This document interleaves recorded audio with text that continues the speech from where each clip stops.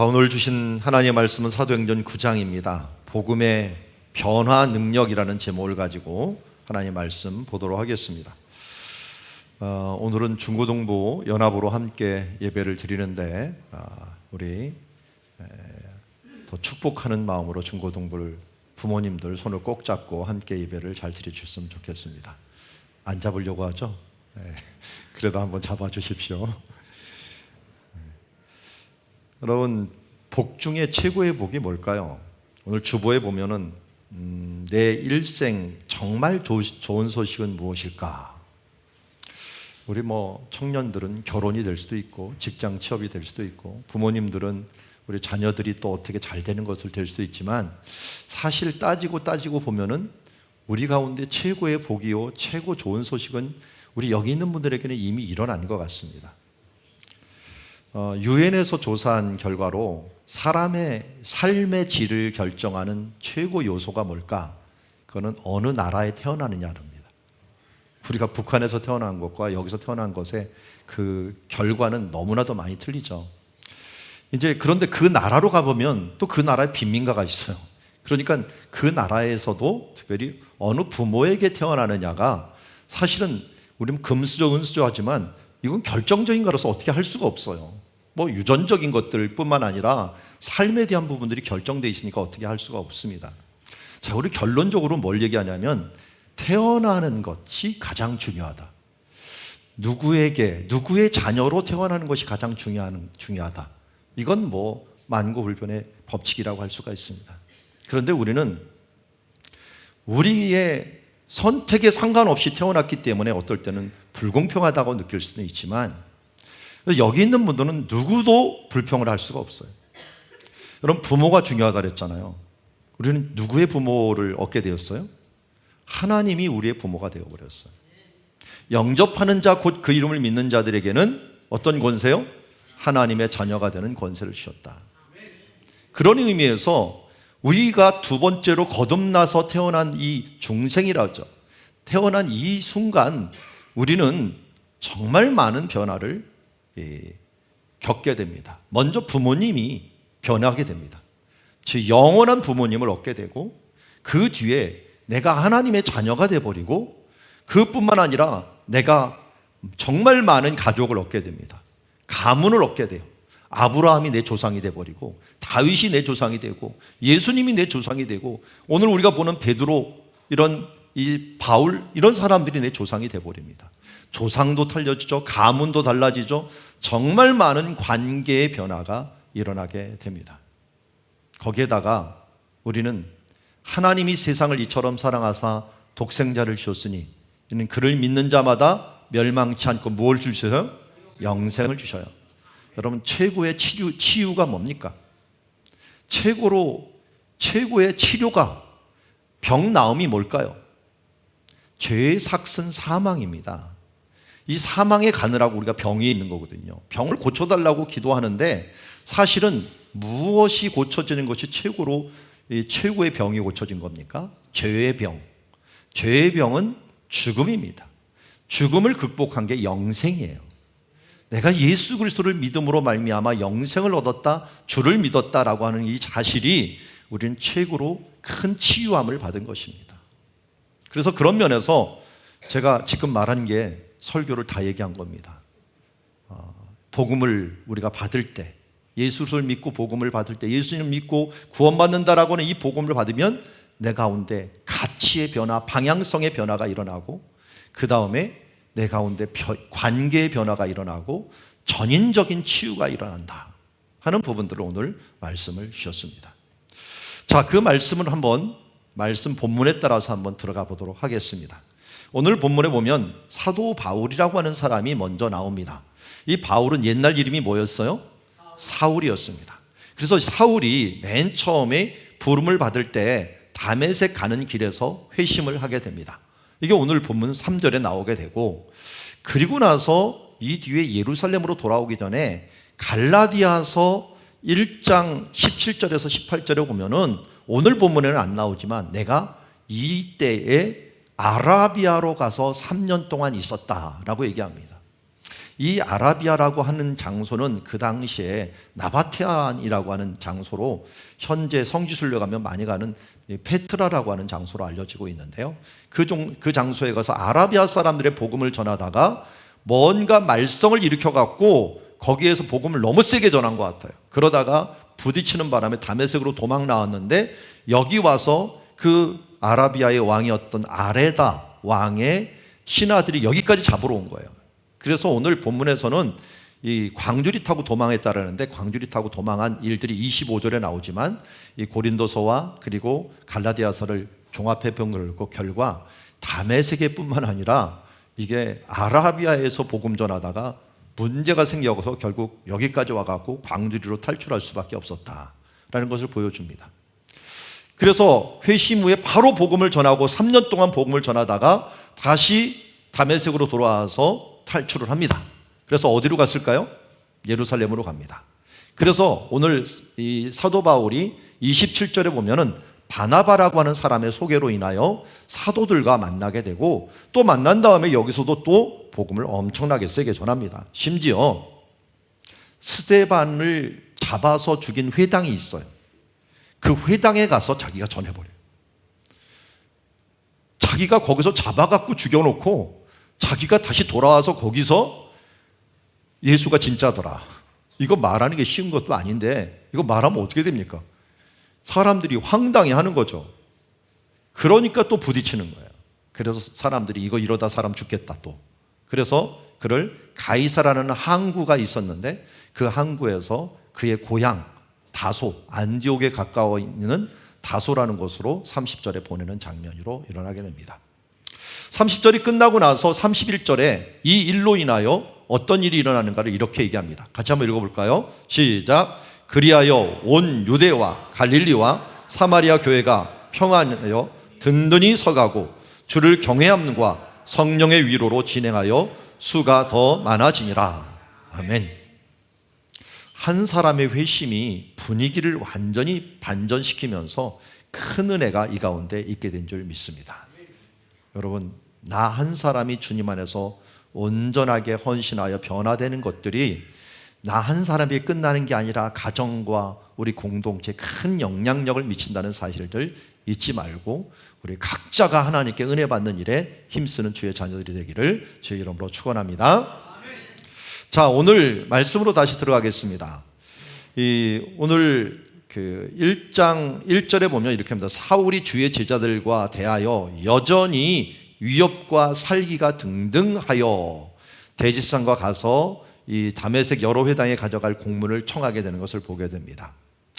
여기 보니까 사울이라는 사람이 이렇게 위협과 살기가 등등한 이유가 있는데 그 이유를 앞에서 22장 3절에 나는 어떤 사람이냐라고 하는 것을 얘기를 해요. 사울이라는 청년은 원래 유대인으로서 길리기아 다소에서 났고 이 성에서 자라. 이 성인은 어딜까요? 예루살렘이에요. 예루살렘에서 자라서 가말리알 문회에서 우리 조상들을 율법의 엄한 교훈을 받았고 이 가말리알은 그때 당시에 탈무드에도 많이 나와요. 최고의 랍비였습니다. 그러니까 최고의 선생님 밑에서 내가 수학을 했다. 그거는 그 당시 가말리엘이 예루살렘에 있었으니까 누구도 부인할 수 없는 일이었어요. 그리고 우리 조상들의 율법에 엄한 교훈을 받았고 오늘 너희의 모든 사람처럼 하나님께 대하여 열심히 있는 자다라고 얘기합니다. 하나님께 대하여 열심히 있는 자. 자, 오늘 우리 이 말씀을 보았는데 이 22절에 보니까 내가 증언하는 하나님께 열심히 있었다라고 했는데 여기 3이라고 적혀 있는 것이 우리 이번 주에 보았던 말씀 중에 22장이 아니라 로마서 10장 2절 말씀이에요. 이거 22자가 아니라 로마서 10장 2절에 우리 김영현 선교사님 말씀을 전해주셨죠? 기억나십니까? 오신 분들은 기억날 겁니다. 내가 증언하노니 그들이 유대인들이 하나님께 열심히 있으나 올바른 지식을 따른 것이 아니라. 올바른 지식은 뭘까요? 3절에 보니까 하나님의 의예요. 그러니까 하나님의 의를 따르지 아니하고 하나님을 모르고 자기의 의를 세우려고 힘써 하나님의 의에 복종하지 아니하였다. 자, 사울이 이렇게 살기등등하여 박해한 이유로, 교회를 박해하려고 했던 이유는 첫 번째, 하나님의 열심이 있어서 그래. 하나님께 대한 열심. 여러분, 하나님께 대한 열심이 있는 거 좋습니까? 안 좋습니까? 네, 좋은 일이에요. 왜냐하면 이런 열심이 있는 사람 별로 없어요. 그런데 하나님께 대해서 너무 열심이 있어요. 그런데 굉장히 위험한 열심입니다. 열심은 좋은데 굉장히 위험해요. 왜냐하면 여기 로마서 10장 2절에 의하면 유대인들이 다 하나님께 대한 열심이 있었어요.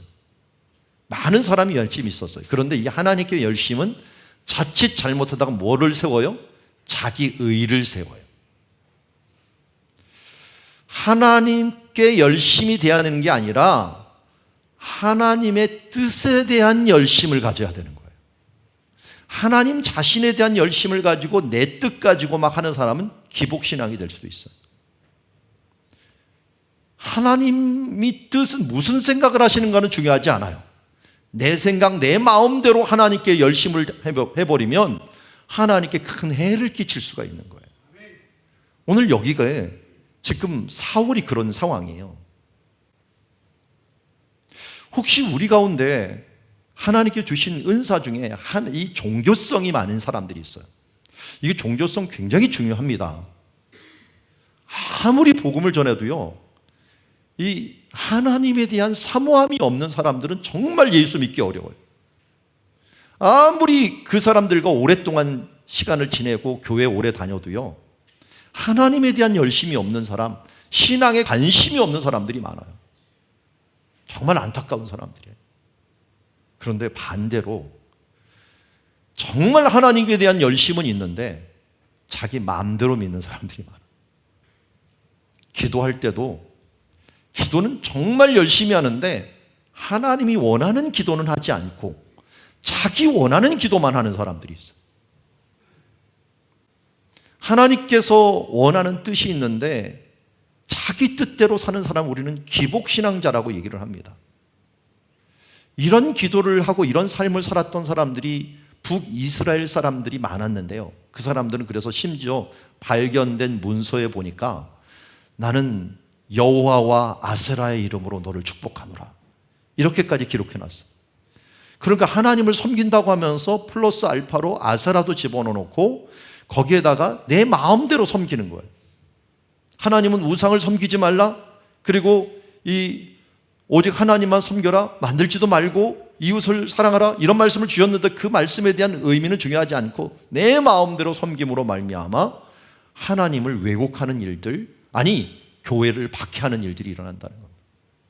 교회에서도 굉장히 위험한 사람이 될 가능성이 높은 사람은 하나님의 뜻을 구하지 아니하고 자기의 의를 구해갖고 내가 이렇게 열심히 했는데 왜 못 알아주는 거야? 왜 하나님은 나를 몰라주고 사람들은 나를 몰라주는 거야? 하는 동시에 이런 생각이 조금이나 들면 나는 하나님의 뜻에 열심이었나? 하나님께 대하여 열심이었나를 돌아보아야 됩니다. 하나님의 의를 드러내고 먹든지 마시든지 무엇을 하든지 하나님의 영광을 드러내는 일들에 우리가 초점을 맞추며 살아가야 되는 주의 자녀가 되어야 될 줄 믿습니다. 이번에 목사님들 성경 공부에서 말하다 보니까 한 목사님이 그 얘기를 하더라고요. 자기는 누가 전화가 와갖고 지금 누가 귀신이 들려갖고 막 난리가 났습니다. 또 우울증이 아주 크게 일어나갖고 진짜 큰일 났습니다. 목사님 빨리 오셔야 되겠습니다. 해갖고 막 하는데 정말 괴롭더래요. 자기는 그럴 능력도 없고 힘도 없어갖고 빨리 오라는데 옷을 천천히 입었답니다. 그리고 하나님, 내가 가기 전에 알아서 해결해 주세요 하고서 기도하고서 하나님 알아서 좀 갔더니 상황이 하나도 나아진 게 없더래요.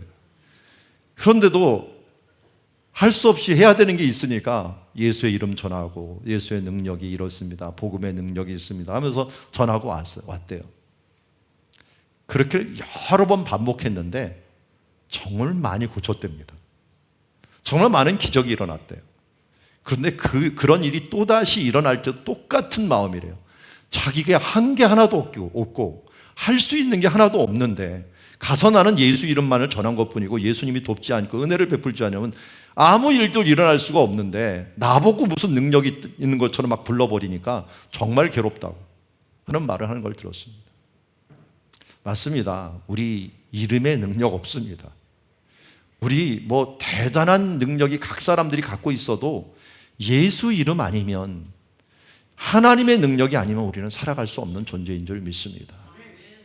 우리가 귀히 여기는 존재가 되는 것은 내 안에 보배로운 예수 그리스도가 계신 것이고, 내게 능력이 있는 것은 내게 예수 그리스도의 이름이 있기 때문인 줄 믿습니다. 그분이 나를 변화시켰고 또 그분이 또 우리의 삶을 변화시켜 주실 줄 믿습니다. 여러분, 하나님의 뜻을 구하고 하나님께서 이루실 그 뜻을, 의를 이루기 위하여 힘써 나가는 주의 자녀들이 되기를 주의 이름으로 축원합니다. 자, 이제 이 삶의 변화를 일으켰는데요. 오늘 3절을 보니까 사울이 길을 가다가 다메섹에 가까이 이르렀더니 호련히 하늘로부터 빛이 그를 둘러 비추었다라고 얘기합니다. 다메섹에 가까이, 다메섹에 도착한 건 아니에요. 가까이 가는, 여기가 지금 다메섹 낙막교회라고 얘기하는데요. 사울이 이제 사신이로 갔으니까 말을 타고 가다가 떨어졌을 것이다 그래서 낙막교회라고 하는 곳입니다. 근데 여기에서 갑자기 호련히 하늘로부터 빛이 비추며 그에게 예수님이 나타나십니다. 자, 여기서 하나 물어보죠. 사울은 지금 교회를 박해하는 자인데 예수님이 왜 그를 만나 주신 걸까요?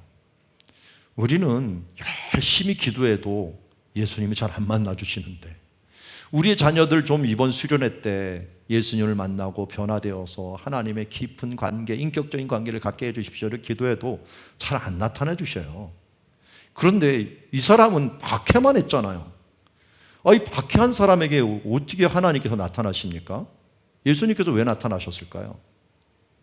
여기에 기도가 있었죠. 우리 지난주에 배웠죠. 무슨 기도가 있었어요? 우리 한번 읽어봅시다. 시작. 크게 불러 이르되 주여 이 죄를 그들에게 돌리지 마옵소서, 이 말을 하고 자니라. 이 기도한 사람 누굽니까? 스데반. 죽으면서 순교의 기도가 있었어요. 순교자의 기도가 있다 보니까 주여 그들에게, 그들이 누굴까요? 자기를 죽이는 사람. 그 죽인 자의 대표자가 누굴까요? 사울. 그 사울에게 하나님의 은혜가 임한 겁니다. 그래서 순교자의 기도의 말에 따라서 그에게 나타나신 바 된 거예요. 여러분, 죽기까지 기도하십시오. 그러면 여러분 자녀들이 다 돌아올 것입니다. 우리가 기도하는 사람들, 우리 가족들 가운데 아직도 돌아오지 못한 사람들이 있다면 순교자의 기도로 기도하십시오. 그가 망난일지라도, 그가 지금 멀리 가 있을지라도 하나님께서는 그에게 나타내 주실 줄 믿습니다. 스데반의 기도를 거절하지 않으셨던 주님께서는 드디어 그에게 나타나서 사울아 사울아 내가 어찌하여 나를 박해하느냐. 주여 누구시니까? 나는 내가 박해하는 예수라. 자, 여기서 이상한 것은 사울은 무엇을 박해했어요? 교회를 박해했어요. 교회를. 그런데 지금 예수님은 뭐라고 합니까? 나를 박해한다고 얘기를 해요. 자, 여기서 우리가 깨달을 수 있는 것은 무엇입니까? 교회는 예수님이다. 교회를 박해하는 것은 예수님이다. 예수님은 또한 하나님의 아들이시죠.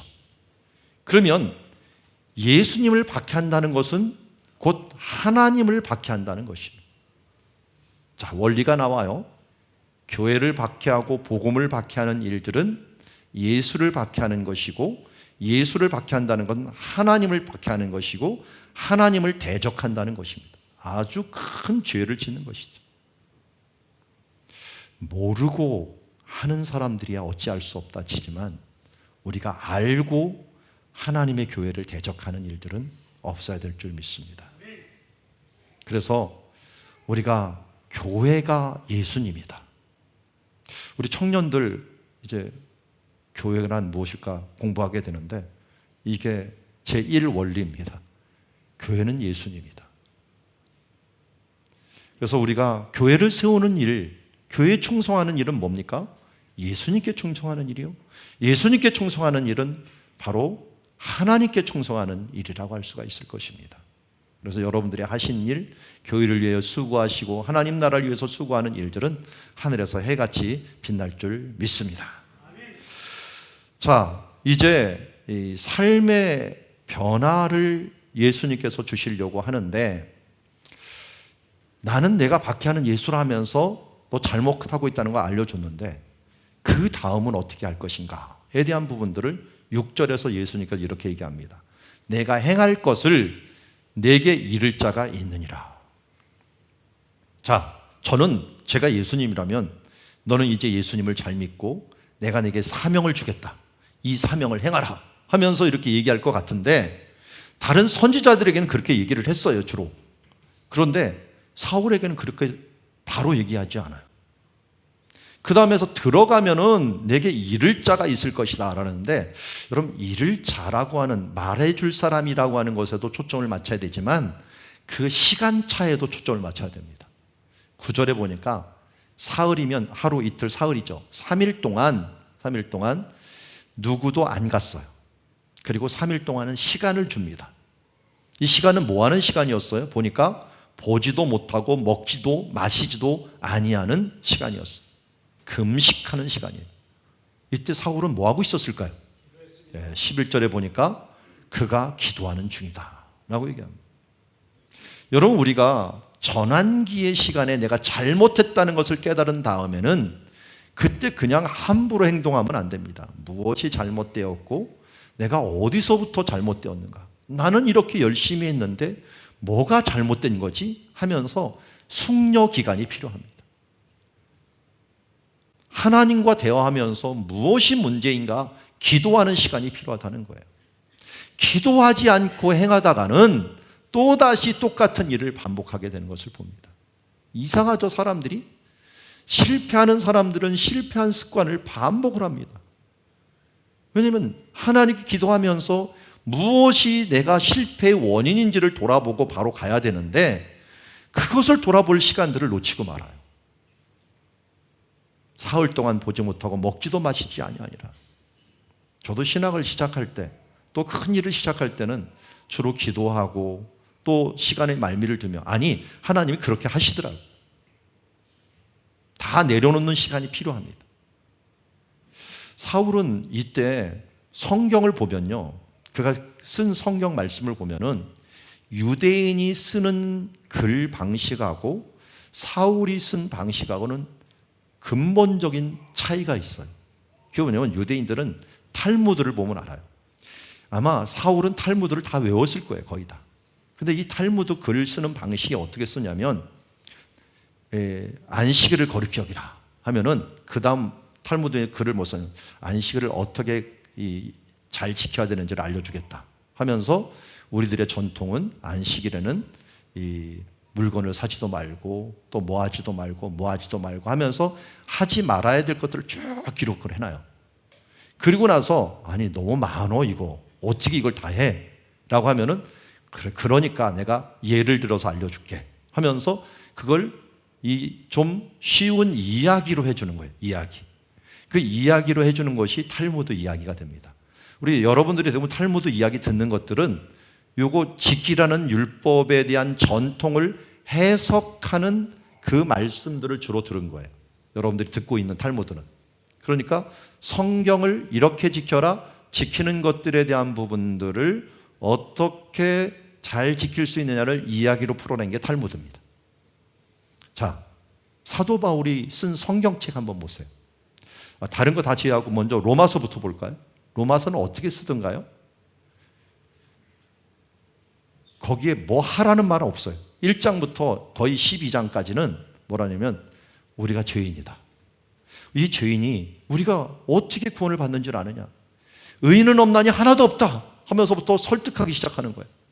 그러면서 결국은 뭐예요? 오라, 우리는 곤고한 자로다. 이 사망의 몸에서 어떻게 우리를 건져낼지라. 그러나 내가 정말 감사하고 하나님을 찬양할 것은 죄와 사망의 법에서 예수 그리스도의 성령의 법이 나를 해방하였도다 하면서 결국 하나님의 복음으로 계속 이끌어가는 거야. 한마디로 우리를 구원받았다고 하는데 어떻게 구원받았는지를 계속 기록하는 거야. 설득해가는 거예요. 그러니까 유대인들은 내 안식일을 거룩히 여기라 하면서 그것을 거룩히 여긴다면 바울은 어떻게 보면 왜 안식일을 거룩히 여겨야 되느냐 하는 것을 왜로 넘어가 버립니다. 하나님의 뜻을 헤아리려고 너무 노력을 해요. 그리고 나서 행동은 나중에.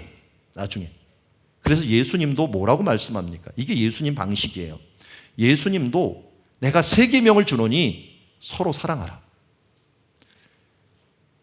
서로 사랑하라고 하는 게 세 계명 하나면 다 끝난다는 거예요. 사랑의 마음으로 하나님의 뜻을 헤아리고 성도들을 그 사랑의 마음으로 헤아리면 그 무엇을 하라 말라 이거 할 필요도 없다는 거예요. 그게 예수님의 방식이에요. 그러니까 왜 이 말씀을 주셨는지 하나님의 뜻이 무엇인지를 먼저 헤아리고 그 뜻대로 살아가는 여러분들이 되기를 원합니다 라고 하는 것이 바로 여기에 있는 사울이 바뀐 가치관의 변화라고 할 수가 있어요. 가치관이 변했다라고 하는 것은 바로 그런 점들이 변했고 이 삶의 방향, 삶의 가치관이 완전히 변한 것을 보게 됩니다. 우리도 마찬가지입니다. 이제는 내 뜻과 내 생각을 하고 그 다음 어떻게 살아야 될 것인가를 초점을 맞추지 말고 매일같이 하나님의 뜻이 무엇인가를 날마다 묵상하고 그 묵상은 하나님의 뜻을 내가 실천해 나가려고 하는 곳에 있어야지 실천하고 안 하고는 하나님한테 그렇게 중요하지 않습니다. 왜냐하면 하나님은 우리들이 어떤 일을 행한들 그것이 하나님의 유익이 되지는 않아요. 왜? 전지전능하는 분이기 때문에. 하나님 뭘 원하십니까? 주님의 마음을 헤아리기를 원하십니다. 그 마음, 그 사랑의 마음으로 행동하는 그 사람이 되기를 원하십니다. 그래서 작은 것을 행하더라도 주의 마음으로 행하는 우리들이 되기를 원합니다. 자, 이렇게 그가 기도하는 중이다 라고 했더니 어떤 일이 일어나느냐 살고 봤더니 아나니아라고 하는 사람들, 이런 사람들이 만나기 전에 하나님은 그를 택한 나의 그릇, 이방인과 임금들과 이스라엘 자손들에게 전하기 위한 그릇으로 그를 세우셨고 또 이를 통해서 예수님을 만난 이 가치관의 변화를 통하여서 이런 놀라운 일을 이루는 그릇으로 우리가 쓰임을 받았다는 것을 알게 됩니다. 자, 우리가 하나님께 변화받으면 하나님의 택한 그릇으로 쓰임을 받을 수 있다는 이 사실을 잊지 않기를 바랍니다. 자, 두 번째로 복음은 관계를 변화시킬 수 있는 능력이 우리 가운데 있음을 알려줍니다. 특별히 우리 예수를 믿으면 아까 말씀드렸듯이 어떤 변화가 일어납니까? 가족이 변합니다. 물론 육신의 가족은 그대로 있지만 우리가 영의 가족이 만들어지게 됩니다. 이 영의 가족은 이 땅에서 끝나는 게 아니라 영원토록 함께할 가족들이 만들어집니다. 여기에 아나니아라고 하는 사람이 있습니다. 지금도 다메섹에 가면은 여기 집 문 앞에 써 있는데 아나니아의 집이라고 써 있어요. 이곳에 아나니아라는 사람이 기도하는 중에 하나님께서 예수님께서 나타나서 다섯 사람 사울이라는 사람을 찾으라라고 했어요. 근데 아나니아가 이 사울을 알고 있었습니다. 어떤 사람인 걸 알고 있었어요? 우리는 먼저 정보를 듣고 있어. 예루살렘에서 주의 성도를 적지 않게 해야 하더니 이제는 이 사람들을 결박해 갖고 제사장들에게 넘겨주기 위해서 이 사람이 여기에 왔다는 사실을 우리가 알고 있습니다. 그 아나니아가 아는 정보하고 예수님이 지금 하라는 말하고는 틀린 거예요. 그 예수님은 뭐라고 합니까? 가갖고 그에게 손을 얹어 그를 낫게 하라. 그는 내 이름을 이방인과 임금들과 이스라엘 자손에게 전하기 위한 내 그릇이다 라고 했더니 이 아나니아가 이 일에 순종을 합니다. 이 순종하기 쉽지 않았겠죠. 그렇지만 아나니아는 지금 무엇을 따라 사는 사람이에요? 하나님의 뜻에 따라 사는 사람이에요. 그도 하나님께만 열심히 있었다면 용납을 안 했을 거예요. 자기 뜻을 따랐을 거예요. 그렇지만 하나님의 뜻이라고 하는 것에 내가 순종하기로 했기 때문에 내 생각과 상관없이 하나님의 뜻에 순종하며 나가게 된 것을 보게 됩니다. 저도 이것을 한번 경험을 한 적이 있어요. 제가 자주 얘기하지만 하나님을 사랑하는 자, 그 뜻대로 부르심을 입은 자들에게는 모든 것이 합력하여 선을 이룬다 그랬죠. 로마서 8장 28절입니다. 제가 그 말씀을 받고 나서 내 생각을 버리기로 했어요. 나는 이 땅의 모순과 살아가는 사람들의 모순들 때문에 불평하고 있었는데 하나님께서는 합력하여 선을 이루겠다라고 하는 말씀을 제게 주신 다음에는 지금 내 생각을 버리고 내 판단을 버리겠습니다. 하나님께서 합력하여 선을 이루겠다고 하니 나는 감사하는 삶으로 내 생활을 변화시키겠습니다. 그렇게 변화했더니 너무 많은 것들이 감사의 관계로 변하게 된 것을 보게 됩니다. 여기도 마찬가지예요. 아나니아는 가자마자 이 사울이라고 하는 사람을 보면서 원수잖아요, 원수. 그래서 그를 향하여 뭐라고 합니까? 형제 사울아 라고 얘기를 합니다. 그러니까 주님께 그냥 순종해 갖고 그 사람이 변했는지 안 변했는지 난 몰라요. 그렇지만 하나님께서 그렇게 하셨다고 하니 이제는 내 형제가 되었구나 하면서 형제 사울아 하면서 그를 부르는 모습을 보게 됩니다. 이게 아나니아의 집에서 제가 찍은 사진 중에 하나가 표시가 있는데요. 거기 형제 사울아 밑에 글이 있는데 여기 손이 두 개가 이렇게 겹쳐 있어요. 그런데 십자가 이렇게 못 박힌 손이 있더라고요. 근데 이 그림을 보니까 그 생각이 나요. 서로 십자가에 못 박힌 예수 그리스도로 인하여 우리는 서로 연합한 존재가 되었고 한 가족이 되었다는 것입니다. 그리고 예수님께서 십자가에 죽으실 때 저희 골고다 언덕에서 제가 찍은 사진인데요. 저희 골고다 언덕에서 예수님 지금 상 있는데 왼쪽 오른쪽에 두 사람이 있죠. 한 사람씩 있어요. 한 사람은 머리 뒤집어 쓴 거 보니까 여자예요. 한 사람은 안 쓴 거 보니까 남자예요. 누구겠어요? 네, 마리아하고 요한이죠. 요한. 예수님이 죽으시면서 여자여 보소서. 자, 요한, 저 사람을 봐라. 이제 아들이다. 요한아, 내 어머니다. 하면서 십자가의 보혈로 연결을 시켜줍니다. 이게 뭡니까? 예수 그리스도의 십자가를 우리가 가족이 되었다는 것입니다. 하나님 안에서 한 가족이 된 것은 십자가의 보혈을 믿는 사람들은 이제 우리는 한 가족이 된 것입니다. 이것이 바로 예수님을 믿음으로 일어난 최고의 변화 중에 하나라고 할 수 있습니다. 물론 예수를 믿음으로 내가 하나님의 자녀가 된 게 최고의 변화이고 두 번째로 우리는 믿음의 가족이 생겼다는 것입니다. 우리의 믿음의 조상도 생기고 믿음의 가족들이 이렇게 많은 가족들이 생기게 되었다는 걸 우리는 잊지 말아야 됩니다. 그래서 이 관계가 생겼는 것을 우리는 연결해야 되는데요. 아나니아가 그래서 가갖고 안수하고 기도해갖고 사울아 내게 오는 길에서 나타나신 예수님께서 너를 다시 보게 하신다 하면서 성령 충만케 하신다 하면서 했더니 사울의 눈이 다시 뜨게 된 것을 보게 됩니다. 그리고 세례를 받았어요. 세례를 받고 나서 뭘 했느냐? 그냥 아무것도 아는 게 아니라 이제 음식을 먹었어요.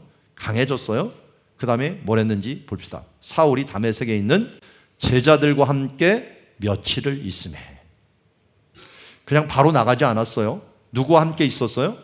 제자들께. 제자들은 평상시에 뭐 했을까요? 사도행전 5장 42절 한번 읽어보겠습니다. 시작. 그들이 날마다 성전에 있든지 집에 있든지 예수는 그리스도라 가르치기와 전도하기를 그치지 아니하니라. 아멘. 원래 제자들은 성전에 있든지 집에 있든지 예수 그리스도를 가르쳐 주었어요. 지금 사울은 이곳에서 누구를 배웠겠습니까? 예수 그리스도를 배웠어요. 더 깊이 배웠겠죠. 그리고 난 다음에 어떻게 했어요?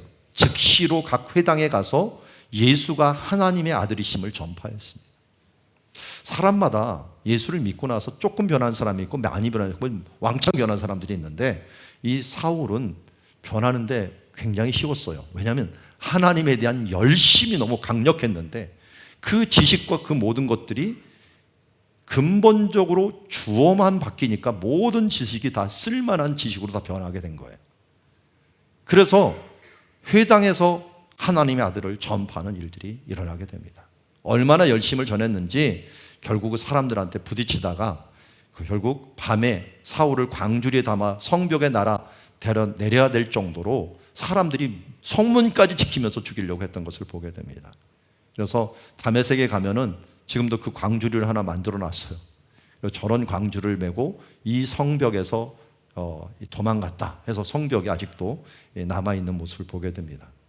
그런데 사울이 예루살렘에서 이제 갔는데 가서도 문제예요. 왜냐면 그 전에 출발할 때는 어땠어요?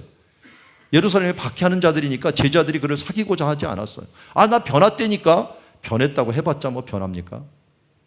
이때 중요한 사람이 누굽니까? 그러면 은행에서건 또 우리 교회에서도 마찬가지고, 여러분 누구에게 소개를 받느냐에 따라서 그 사람의 신뢰성이 달라져요. 그래서 사울이 자기가 아무리 자기 항변해도 안 되는데 누가 이어서 중개해 주었어요? 바나바가 해주셨어요. 그래서 우리는 바나바 전도법이라고 알려주죠. 교회에서 바나바 같은 사람 몇 사람만 있으면 정말 교회들이 정착하기가 쉬워요. 바나바가 그 사람 말을 잘 들어준 겁니다. 바나바도 헬라파 사람이었기 때문에요, 헬라어를 잘했어요. 이 바울도 헬라파 사람이었고요. 서로 말이 통했어요. 그리고 다메섹에 있는 성도들의 소식을 일단 바나바가 들었겠죠. 들었는데 누구든지 듣지만 그래도 깨림직한 사람들이 있잖아요. 그런데 그 깨림직한 상황을 극복하고 바나바가 사도들에게 이 베드로를 소개해 줍니다. 그렇게 함으로 이 사울이 교회 안에 들어오게 되고 예루살렘 교회와 함께 연결을 됩니다. 이 연결이 너무나도 중요해요. 왜냐하면 예루살렘 교회가 먼저 이 시작을 해갖고 복음의 본산지가 됐는데, 이 본산지하고 이방인들 사이에 복음이 끊어지면 안 되거든요. 이 연결을 위해 사도 바울이 나중에 전도 여행을 할 때도요, 일부러 전도 여행 끝나면 항상 예루살렘을 들려요. 사도들과 연결하기 위해서.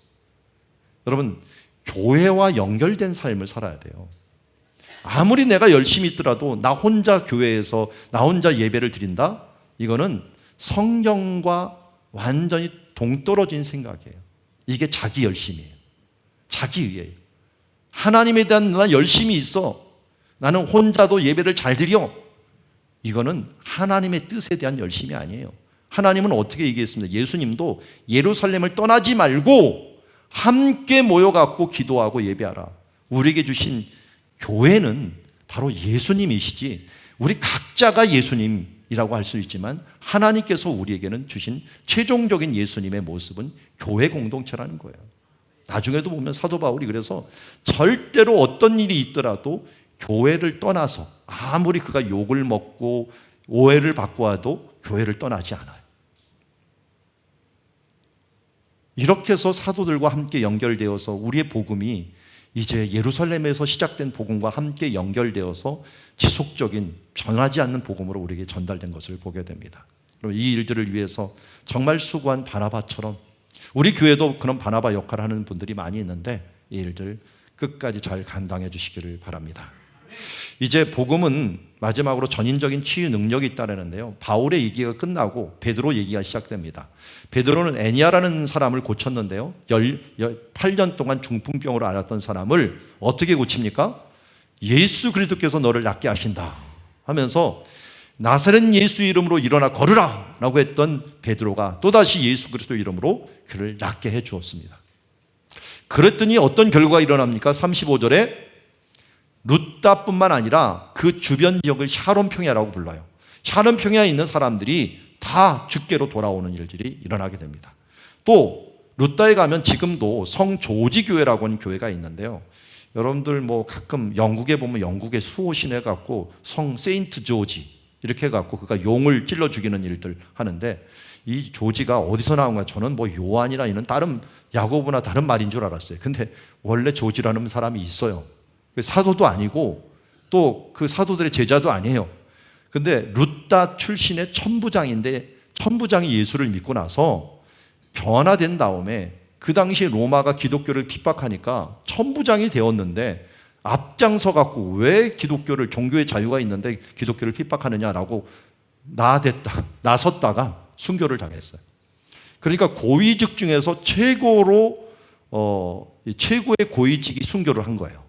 그래서 사람들이 군인으로서 용감하게 순교를 한 이 성 조지를 기념을 해갖고 각자 지역마다 좀 우리에 맞는 성인들을 수호의 성인으로 두는데, 성 조지가 워낙 군인으로서 당당하게 있기 때문에 우리를 보호해 주시는 수호 성인 해갖고 수호 성인으로 세인트 조지가 유명해졌어요. 그 사람 무덤이 루다에 있어요. 루다 여기 왼쪽에 있는 게 그의 무덤이고, 근데 사람들이 이게 러시아 종교인가 이 아르메니아 종교인지 모르겠는데, 이 사람들이 여기 와갖고 지금 뭐 하는지 아세요? 오른쪽에 이 쇠사슬을 이렇게 목에다 이렇게 매요. 매더니 오로라 기도하더니 이것도 풀더라고요. 이게 뭐냐면 병, 죄, 이 쇠사슬을 여기다 묶은 다음에 이게 세인트 조지한테 기도를 부탁을 해갖고 좀 이것 좀 풀어주십시오 하고 병 낫기를 위해서 기도를 하더라고요. 루다가 또 이 베드로가 병을 고친 장소이기도 하니까 이게 또 무당 비슷하게 이상하게 가 있는 것을 보니까 좀 마음이 아프더라고요. 어쨌든 이 루다에선 치료의 역사가 있었다는 것이고요. 그 다음에 이제 마지막으로 베드로가 정말 죽은 자를 살리는 일들이 일어나죠. 다비다라고 하는 사람을 무릎을 꿇고 기도해 갖고 다비다야 일어나라 하면서 죽은 자를 살리는 역사를 일으키게 됩니다. 이 일로 또 어떤 일이 일어납니까? 온 요파 사람들이 알고 많은 사람이 주를 믿더라. 그를 보고 주께 돌아오더라 라고 얘기합니다. 여러분, 여기에 있는 두 지역, 지금 예루살렘에서 내려와 갖고 루다와 요빠라고 하는 지역에서 일어난 공통점이 무엇입니까? 병고침, 죽은 자가 살아남. 이거 다 병고침입니다. 병고침을 통해서 무슨 일이 일어났어요? 주를 믿더라. 처음에도 말씀드린 것처럼 최고의 전인적인 치유는 내가 예수를 믿고 영생을 얻는 것입니다. 오늘 이 사람들에게 있는 최고의 전인적인 치유는 예수를 믿고 하나님의 자녀가 되고 영생을 얻는 일들이 발생되었다는 것입니다. 오늘 우리는 말씀을 통해서 복음이 어떤 능력이 있는가를 오늘 말씀을 통하여 보게 됩니다. 복음의 변화의 능력은 첫 번째로 삶의 방향, 그리고 우리의 가치관을 변화시킵니다. 그리고 우리가 하나님과의 관계, 성도들과의 관계, 우리들의 가문을 변화시키는 역사가 일어납니다. 나는 왜 이렇게 태어났어? 이제 그렇게 말하는 사람들은 복음을 경험하면은 그 말을 할 수가 없습니다. 하나님의 자녀가 되어서. 그리고 우리는 지금 아프지만 본질적으로 우리는 모두 치료가 되었습니다. 병이 낫던 못 낫던 이거 중요하지 않아요. 병을 낫게 한 이유도 뭐였습니까? 주를 믿고 영생을 얻게 하기 위함이었습니다. 우리는 영생을 얻은 하나님의 자녀가 되었기 때문에 전인적인 치료가 이미 일어난 것입니다. 이것에 대한 확신을 가지고 병에 얽매이지 말고 이제 복음을 가지고 복음의 능력으로 영생을 얻은 자녀가 되었음을 미리 기뻐하고 감사하며 살아가는 주의 자녀가 되기를 주의 이름으로 축원합니다. 기도하겠습니다. 하나님 아버지, 오늘 주의 은혜로 이렇게 하나님의 복음을 받고 최고의 복 중의 복인 이 복음을 받고 하나님의 자녀가 되게 하여 주신 것 감사를 드립니다. 이제 예수를 믿고 삶의 방향이 변하고 예수를 믿고 우리의 관계가 변하고 우리의 가문이 변하고 하나님의 자녀가 되는 역사가 일어나게 해주신 것 감사드립니다. 주님, 이제 예수를 믿고 우리의 병도 문제가 되지 아니하고 죽음도 문제가 되지 아니하고 영생을 얻는 주님의 자녀, 전인적인 치료가 일어나게 하심을 감사드립니다. 이제 예수 믿은 자로서 예수님 믿은 자답게 살아가는 주의 자녀들 모두 되게 하여 주시옵소서. 예수님의 이름으로 기도드리옵나이다. 아멘. 이제는 우리 주 예수 그리스도의 은혜와 하나님 아버지의 극진하신 사랑과 성령의 교통하심이 예수를 믿고 그 안에서 하나 되어 이제 변화된 가치관을 가지고 주님 하나님의 자녀로 주님의 가족된 자로서 영생을 향하여 달려가는 주의 자녀로 살아가고자 다짐하는 여기 사랑누리 가족과 그 권속들 위해 이제로부터 영원토록 함께 계실지어다. 아멘.